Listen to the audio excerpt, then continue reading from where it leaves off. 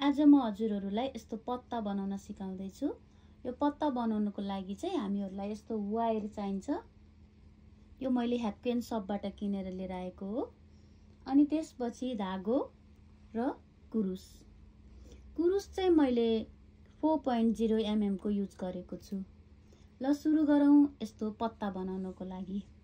हामीहरुले 15 वटा चेन बनाउनु पर्ने हुन्छ। 1 2 3 4 5 6 7 8 9 10 11 12 13 14 15 15 वटा चेन बनाइसकेपछि यहाँबाट होइन कि यहाँबाट एउटा सिंगल क्रोशे बनाउने। त्यसपछि अर्कोमा चाहिँ डबल हाफ क्रोशे बनाउने। डबल हाफ क्रोशे भनेको चाहिँ यसरी। अनि अर्कोमा चाहिँ डबल क्रोशे बनाउने। यसरी। यो चाहिँ डबल क्रोशे हो। अर्कोमा पनि डबल क्रोशे। अर्कोमा चाहिँ ट्रिपल क्रोशे। ट्रिपल भनेको एकचोटी घुमाउने, दुईचोटी घुमाउने। यसरी।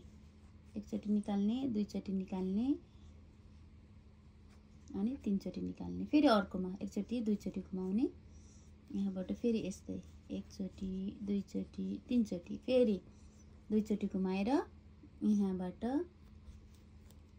एकचोटी, दुईचोटी, तीनचोटी, फेरि यहीँबाट यस्तै बनाउने।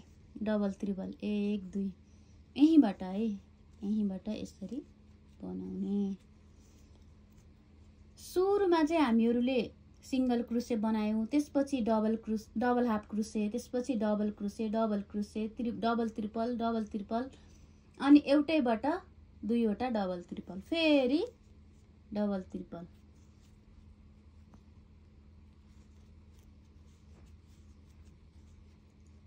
फेरि अर्कोमा पनि डबल ट्रिपल। अर्कोमा डबल। अर्कोमा डबल।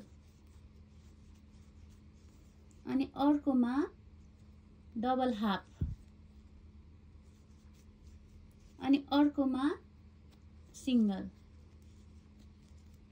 यसरी बनाउने। अनि फेरि यही सिंगल क्रोशे अनि यसलाई यसरी। अब यहाँ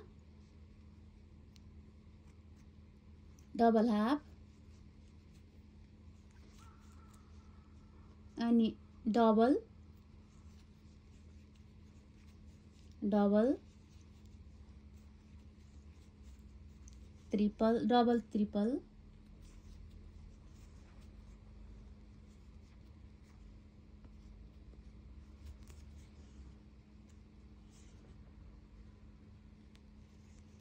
डबल ट्रिपल,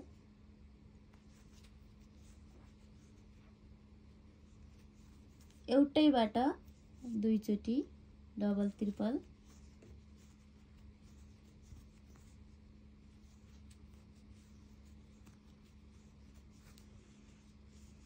त्यसपछि डबल ट्रिपल है।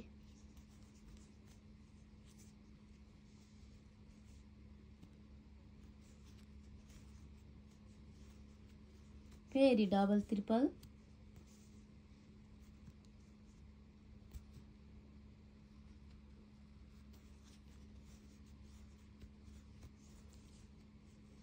अब डबल अनि डबल हाफ अनि सिंगल क्रोशे अनि यहाँ लगेर जोइन गर्ने। यसरी पत्ता तयार भयो। अब हामीहरुले यहाँ वायर राख्नु पर्ने हुन्छ। यसरी यो चाहिँ मैले 32 सेन्टिमिटर गराएको छु। सुरुमा चाहिँ एउटा चेन बनाउने। यसलाई यहाँ राखेर यसरी एउटा चेन बनाउने अनि वरिपरि सिंगल क्रोशे बनाउने।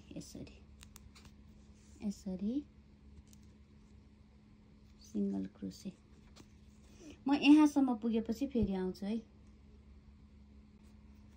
म यहाँ पुगिसके। अब यहाँ पुगिसकेपछि चाहिँ यो चुच्चो छ नि यहाँनिर, त्यहाँ पुगेपछि एउटा दुईटा चेन बनाउने अनि त्यसपछि फेरि यहाँनिर ल्याएर स्लिप स्टिच गर्ने। यसो गर्यो भने चाहिँ पत्ता राम्रो बन्छ के, यस्तो बन्छ पत्ता, त्यही भएर यस्तो गराउने है। अब फेरि यहाँसम्म नै सिंगल क्रोसे गराउने, फेरि यहाँ पनि सिंगल क्रोसे, यसरी नै सिंगल क्रोसे गराउने है। यो वायरलाई भित्रभित्र राख्ने, यसरी नै यहाँसम्म पुग्ने है। यस्तो भएको छ। अब यहाँ एउटा चेन बनाएर यसलाई काट्ने, काटेर यसलाई वायरलाई यसरी भित्र पसाउने अनि यसलाई यस्तो गर्ने, यस्तो पत्ता भयो। अब यसलाई यसरी घुमाउने,